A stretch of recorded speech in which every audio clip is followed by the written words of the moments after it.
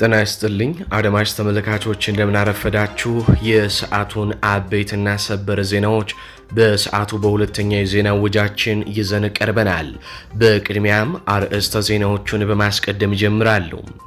የፋኖ ኃይሎች በኦሮሚያ ወለጋ ምድር ታሪክ እየሰሩ ነው። የወለጋ ፋኖ በዛሬው ዕለት ከአገዛዙ የመከላከያ ሰራዊትና የሽመልስ አብዲሳ ልዩ ኃይል ጋር ከባድ ጦርነት እያደረገ ሲሆን 3 ኦራል ሙሉ ቁስለኛ የኦሮሚያ ልዩ ኃይል ተጭኖ መውጣቱ ሲነገር ሬሳ በየቦታው ክምር ሆኗል ተብሏል። አዛዦችም ጭምር ከኦሮሚያ ኃይሎች ተገድለዋል። የወለጋውን የፋኖን ተአምር እንመለከተዋለን። በሌላ በኩል በወሎም እንዲሁ ከባድ ውጊያ ሲደረግ የፋኖ ኃይሎች አገዛዙን የጦር ካምፕ እያፈራረሱም የብልጽግናን ጦር አነክተውታል። ዝርዝር ዘገባ ይዘንበታል።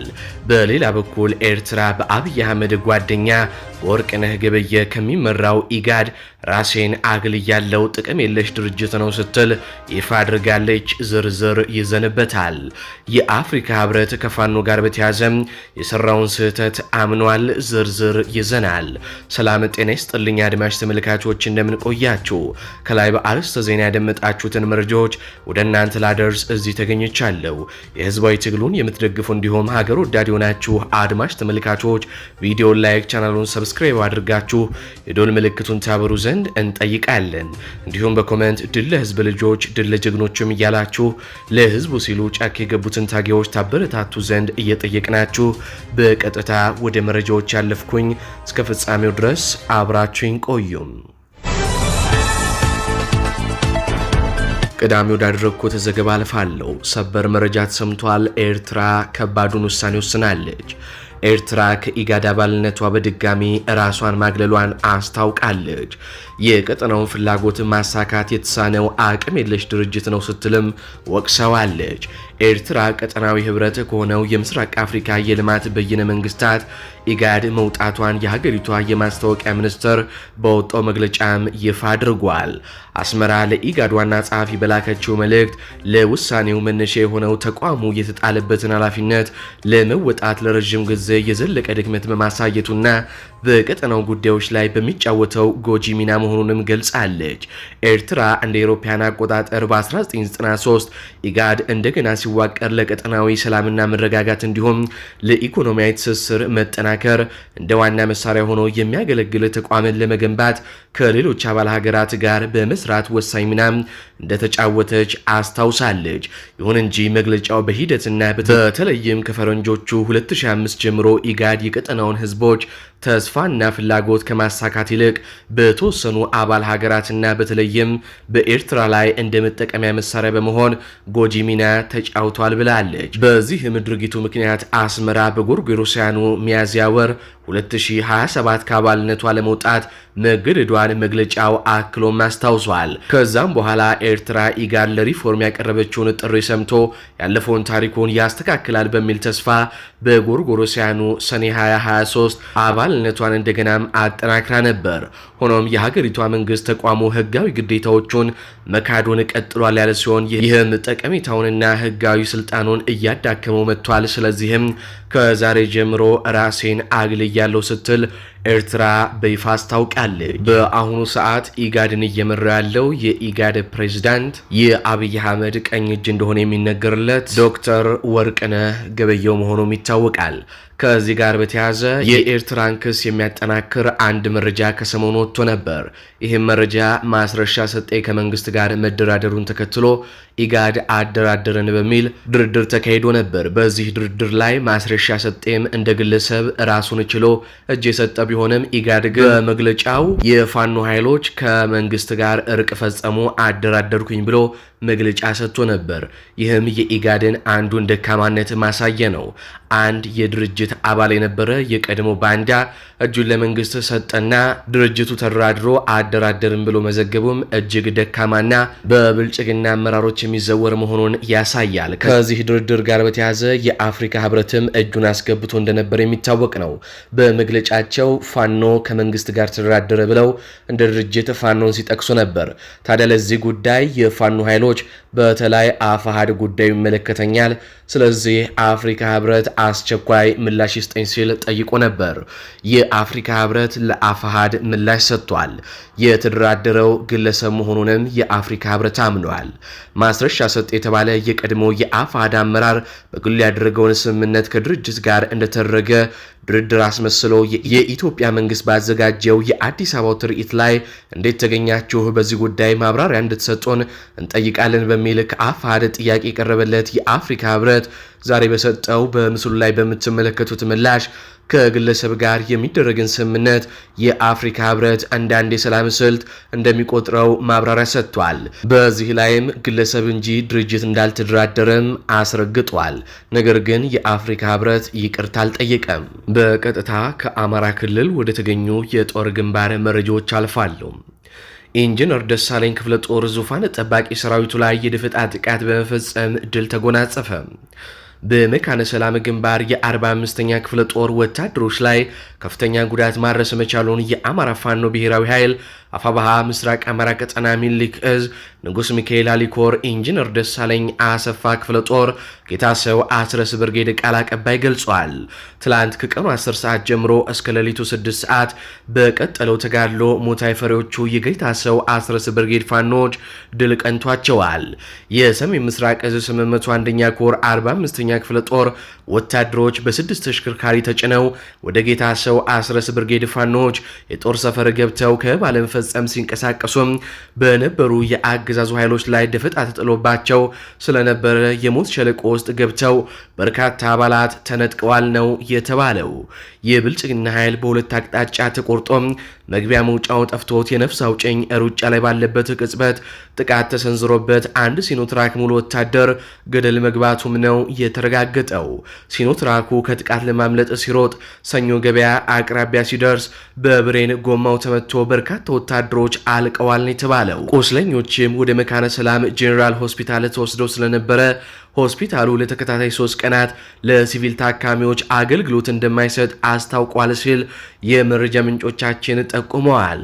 በኢንጂነር ደሳለኝ አሰፋ ክፍለ ጦር ምክትል አዛዥ አርበኛ ዱቤ በተመራው ኦፕሬሽን የብልጽግና ከርካሪ የተሰበረበት ልዩ ኦፕሬሽን መሆኑን የጠቆሙት ምንጮች የ45ኛ ክፍለ ጦር ሜካናይዝድ ክፍለ ጦር ሞርታር ጭምር በውጊያው ቢጠቀምም ከሽንፈት አለመዳኑን ነው የገለጹት። ይህ በእንዲህ እንዳለ እዚሁ ወሎ ላይ ስንቆይ ደጀን ክፍለ ጦር በሌሊት ባደረገው ተጋድሎ ድል ተጎናጸፈ።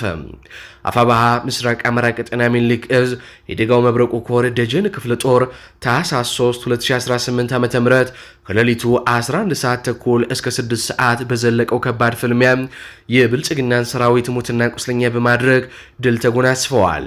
በጋዝ ወረዳ ብራፋፍ 01 ቀበሌ ላይ በተደረገ አውደ ውጊያ የደጋው መብረቁ ኮር ደጀን ክፍለ ጦር ጽናት ሻለቃና ኮማንዶ 3ኛ ሻለቃ ባደረጉት የማጥቃት ውጊያ በርካታ የብልጽግና ሰራዊትን በመደምሰስ ምሽግ የተሰበረ ሲሆን ከጋሸናና ከአሁን ተገኝ ከተማ በገፍ የመጣው የብልጽግና ሰራዊት ምሽጉን ለቆ ወደ መጣበት እግሬ አውጪኝ በማለትም ፈርጥጧል ነው የተባለው።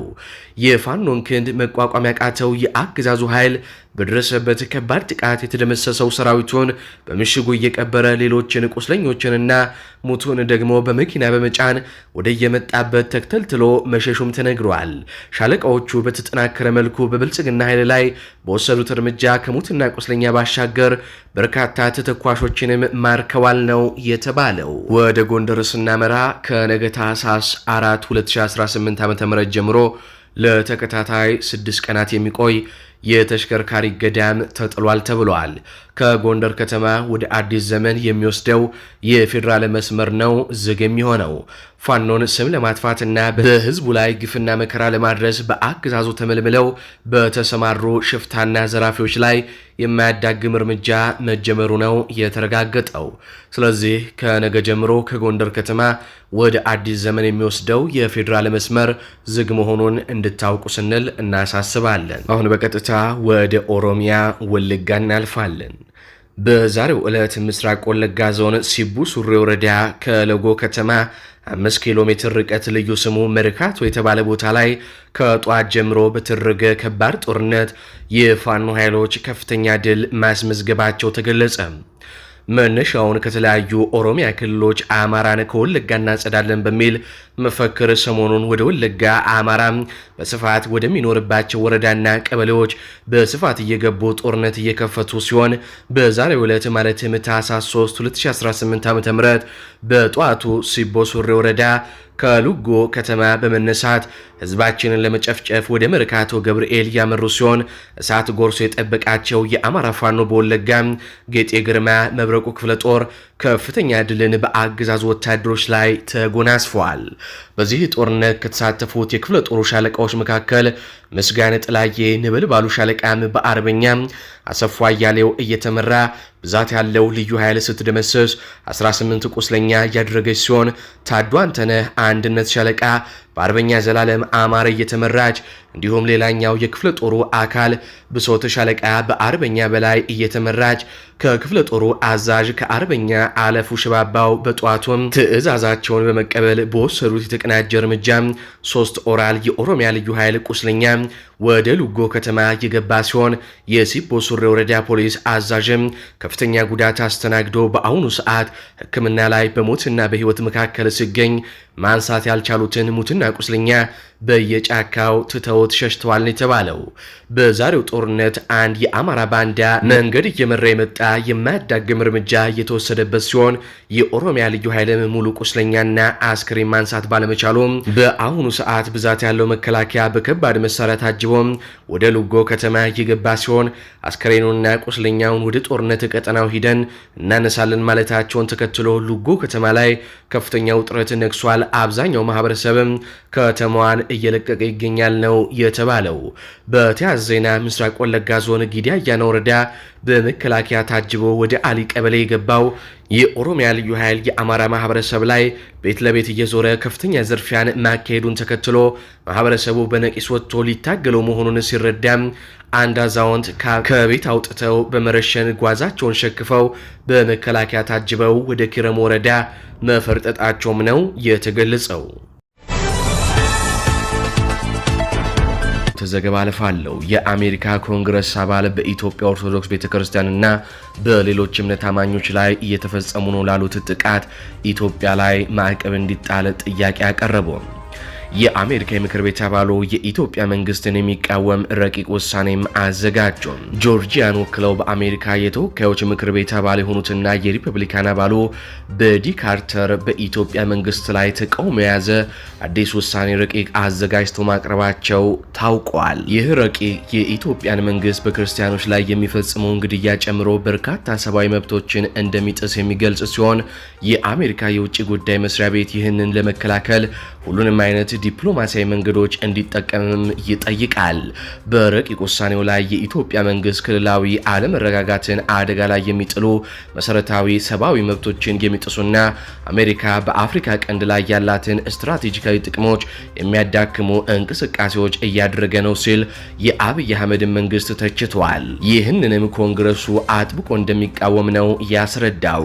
በተጨማሪም የኢትዮጵያ ኦርቶዶክስ ቤተክርስቲያንን ሌሎች የሃይማኖት ተቋማት ላይ የማስፈራራት የማሰቃየትና ግጭት የመፍጠር ኢላማ ያለው ድርጊት እየፈጸሙ እንደሆነና የጦር ወንጀል በሰብአዊነት ላይ የሚፈጸሙ ወንጀሎችና የዘር ማጥፋቶች በኢትዮጵያ መንግስት እንደሚከወኑም ኮንግረሱ ያስረዳል። የምክር ቤት አባሉ በዲ ካርተር ይህንን አስመልክቶ በሰጡት መግለጫ የክርስቲያን እምነት መከተል ወንጀል አይደለም ካሉ በኋላ ክርስቲያኖች ላይ የሚደርሰው ጥቃት ለመከላከል የአሜሪካ መንግስት አስፈላጊውን እርምጃ መውሰድ እንዳለበት ይገልጻሉ። ረቂቅ ውሳኔው 8 ነጥቦች ያሉት ሲሆን ከነዚህ መካከል የአሜሪካ የተወካዮች ምክር ቤት የኢትዮጵያ መንግስት በአፍሪካ ቀንድ ሰላም መረጋጋትና የህግ የበላይነት ዝቅ የሚያደርግ እንቅስቃሴውን እንዲያወግዝና የሰብአዊ መብት ጥሰት የፈጸሙ ተጠያቂ እንዲሆኑም የሚጠይቅ ይገኝበታል።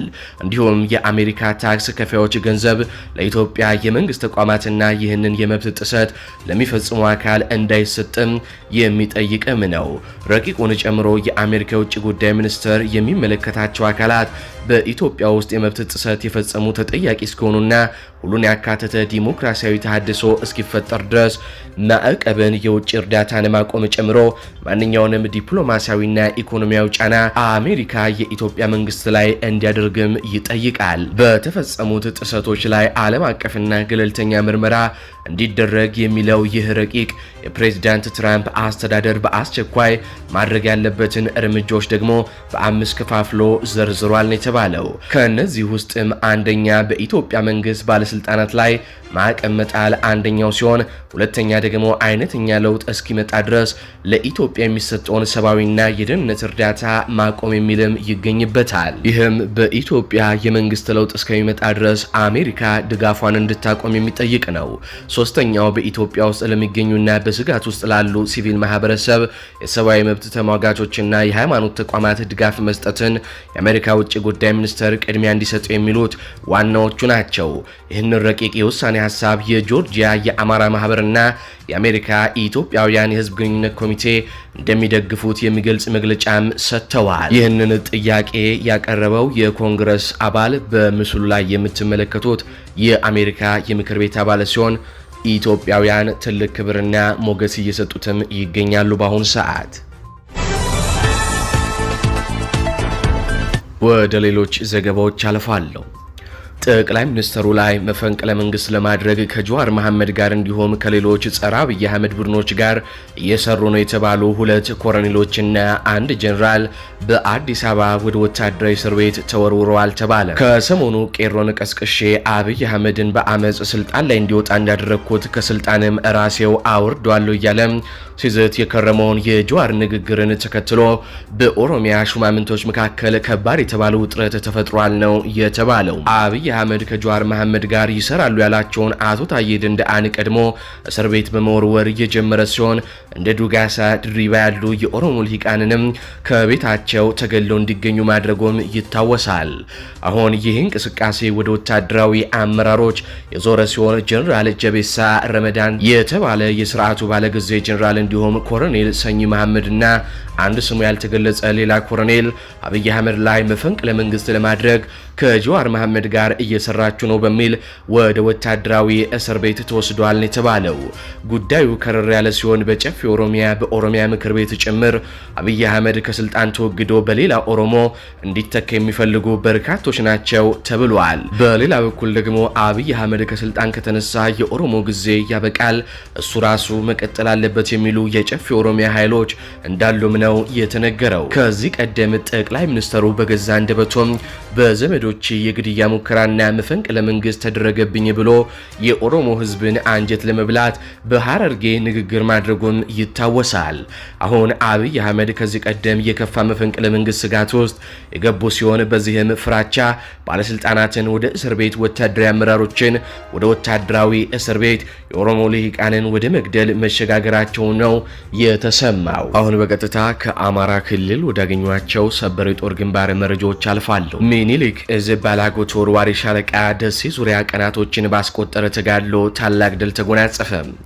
ሚኒሊክ እዝ ባላጎት ወርዋሪ ሻለቃ በደሴ ዙሪያ ወረዳ እያደረገው ባለው ከባድ ተጋድሎ በትላንትናው ዕለት 4ኛ ቀኑን ያስቆጠረ ውጊያ ሲያደርግ የብልጽግና ኃይል ከፍተኛ የሚባል ሰብአዊና ቁሳዊ ኪሳራ እያስተናገደ የፋኖ ኃይሎች በድል ታጅቦ አሁንም ውጊያው እንደቀጠለ ነው የተገለጸው። ከትላንት ወዲያ በደሴ ዙሪያ ወረዳ ሞቴ ከተማና አሰግዶ ላይ ከባድ ጉዳትና ኪሳራ የደረሰበት ሚሊሻና የደሴ ፖሊስ በድጋሚ በትላንትናው ዕለት የመከላከያ ሰራዊት ሚሊሻና ፖሊስ ጥምር ዙፋን ጠባቂ ጦር በአራት አቅጣጫ ከደሴ ከተማ በአሰገዶ ሞቴም፣ በጉጉፍቱ አጥት መስበሪያ፣ በቆላ ገራዶ፣ በጓሳ ሜዳ፣ በኩታበር፣ በተንታ አጅባር በአራቱም አቅጣጫ ፋኖን ይዞታውን ቀጠናውን አስለቅቃለሁ ብሎ የገባው የብልጽግና ኃይል ባሰበው ልክ ሳይሆን በተቃራኒው በየአቅጣጫው በየጉድጓዱ አስከሬን ወድቆበት ቀርቷል የተባለው። በዚህም በብልጽግና ኃይል ላይ ከባድ ሰብአዊና ቁሳዊ ኪሳራ የደረሰበት ሲሆን በየቦታው ወድቆ የቀረበት አስከሬን ለማንሳት ለመውጣት ሌላ ተጨማሪ ኃይል እስኪያስገባም እዛው እንደገባ ሳይመለስ በትላንትናው ዕለት 4ኛ ቀኑን አስቆጥሯል። ተጋድሎ አሁንም ተጠናክሮ እየቀጠለ ሲሆን ዝርዝር ቁጥራዊ መረጃዎች በቀጣይ የምናደርሳችሁም ይሆናል። ወደ ጎጃም አልፋለሁ። ሻለቃውን ጨምሮ 37 የብልጽግና ሰራዊት በጅብላ ሙተራ ሻለቃ ተደመሰሱ። ከደብረ ማርቆስ ከተማ ተነስቶ ወደ ሊባኖስ ደንባም የተንቀሳቀሰው የብልጽግና ኃይል በ206ኛ ኮር 14ኛ ክፍለ ጦር የፋኖ ጦር ጅብላ ሙተራ ሻለቃ በተደረገበት ታላቅ ውጊያ የአገዛዙ ሰራዊት ድባቅ ተመታ።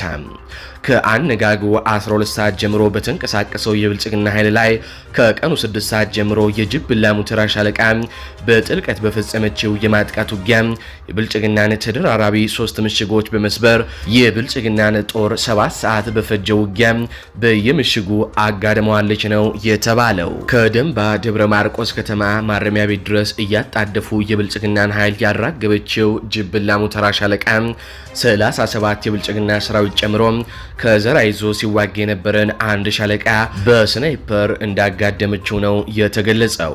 እንደ ንስር ታድሳ በቁጭት የብልጽግናን ኃይል የተናነቀችው ጅብላ ሙተራ ሻለቃ ያለምንም መስዋዕትነት በብልጽግና ላይ ድል የተቀዳጀች ሲሆን እስከ ትላንት ምሽት 1 ሰዓት በወሰደው አውደ ውጊያ አስክሬን ማንሳት ያልቻለው የአገዛዙ ስርዓት ከደብረ ማርቆስ ከተማ መድፍ እየተኮሰም ይገኛል የተባለው። በ206ኛ ኮር እጁ የተቆረጠው የብልጽግና ኃይል ጅብላ ሙተራ ሻለቃን 3 ጊዜ ለማጥቃት የሞከረ ሲሆን በዛሬው ትንቅንቅ ጥቃቱን መቋቋም አቅቶት 4 ኪሎ ሜትር ወደ ኋላ ሲፈረጥጥ በርካታ አስክሬኖችን ማንሳትም አልቻለም። ባህር ዳር ዙሪያ እየተደረገ ወዳለው ውጊያ እናልፋለን። በባህር ዳር ዙሪያ ከሌሊት የጀመረ ከባድ ውጊያም እየተደረገ መሆኑ ተነገረ።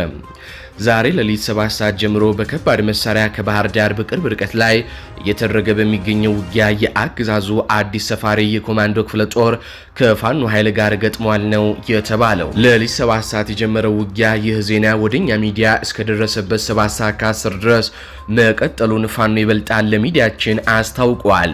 ውጊያው የብልጽግና ጦር በያዘው ዙ 23 እና ታንክ የታጀበ ሲሆን የፋኖ ኃይል ፋኖን ከባህር ዳር ዙሪያ ለማጽዳት በመጣው ጦር ላይ መብረቃዊ የመልስ ምት እየሰጠም እንደሚገኝ ፋኖ ይበልጣል ተናግሯል። ፋኖ ይበልጣል አክሎም በፋኖ በኩል ወሳኝ ቦታዎችን በመያዝ የብልጽግናን ጦር ዝም ብሎ እንደ ፈር እንዲተኩስ በማድረግ እየለቃቀምነው እንገኛለን። እስካሁን ያለምንም መስዋዕትነት በቁጥር ባይረጋገጥም ከ40 በላይ ቀይ ቦኔቶ አሰናብተናል ሲልም ነው የተናገረው። ብልጽግና እኛን ከቀያችን ለማጽዳት ታንክና ዙ 23 በኮማንዶ አጅቦ ቢያመጣም ወይ ፍንክች ብለን እየተፋለምነው እንገኛለን ያለው ፋኖ ይበልጣል ውጊያው እስከ ማታ ሊዘልቅ እንደሚችልም ለሚዲያችን ተናግሯል። ፋኖ ወሳኝ ቦታ ይዞ ውጊያ እያደረገ በመሆኑ ብልጽግና ወደ ኋላ ከመመለስ ውጪ አማራጭ የለውም ያለው ፋኖ ይበልጣል አሁን በዚህ ሰዓት አንድ ሄሊኮፕተርም ቅኝት ላይ መሆኗንም ነው የተገለጸው። ውጊያው ሲጠናቀቅ ተጨማሪ መረጃዎችን ይዘን የምንቀርብ ይሆናል። ወደ ሌሎች ዘገባዎች አልፋለሁ። ጠቅላይ ሚኒስትሩ ላይ መፈንቅለ መንግስት ለማድረግ ከጀዋር መሐመድ ጋር እንዲሁም ከሌሎች ጸረ አብይ አህመድ ቡድኖች ጋር እየሰሩ ነው የተባሉ 2 ኮሎኔሎችና 1 ጀነራል በአዲስ አበባ ወደ ወታደራዊ እስር ቤት ተወርውረዋል ተባለ። ከሰሞኑ ቄሮን ቀስቅሼ አብይ አህመድን በአመጽ ስልጣን ላይ እንዲወጣ እንዳደረግኩት ከስልጣንም ራሴው አወርደዋለሁ እያለም ሲዘት የከረመውን የጀዋር ንግግርን ተከትሎ በኦሮሚያ ሹማምንቶች መካከል ከባድ የተባለ ውጥረት ተፈጥሯል ነው የተባለው። አብይ አህመድ ከጀዋር መሐመድ ጋር ይሰራሉ ያላቸውን አቶ ታዬ ደንደአን ቀድሞ እስር ቤት በመወርወር እየጀመረ ሲሆን እንደ ዱጋሳ ድሪባ ያሉ የኦሮሞ ልሂቃንንም ከቤታቸው ተገለው እንዲገኙ ማድረጉም ይታወሳል። አሁን ይህ እንቅስቃሴ ወደ ወታደራዊ አመራሮች የዞረ ሲሆን ጀነራል ጀቤሳ ረመዳን የተባለ የስርዓቱ ባለጊዜ ጀነራል እንዲሁም ኮሎኔል ሰኚ መሐመድና አንድ ስሙ ያልተገለጸ ሌላ ኮሎኔል አብይ አህመድ ላይ መፈንቅለ መንግስት ለማድረግ ከጀዋር መሐመድ ጋር እየሰራችሁ ነው በሚል ወደ ወታደራዊ እስር ቤት ተወስዷል የተባለው።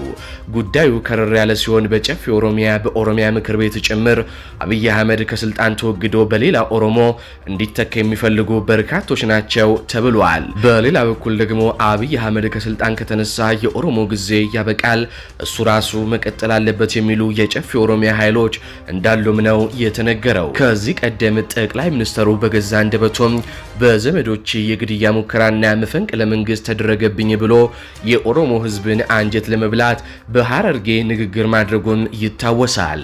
አሁን አብይ አህመድ ከዚህ ቀደም የከፋ መፈንቅለ መንግስት ስጋት ውስጥ የገቡ ሲሆን በዚህም ፍራቻ ባለስልጣናትን ወደ እስር ቤት፣ ወታደራዊ አመራሮችን ወደ ወታደራዊ እስር ቤት፣ የኦሮሞ ልሂቃንን ወደ መግደል መሸጋገራቸው ነው የተሰማው።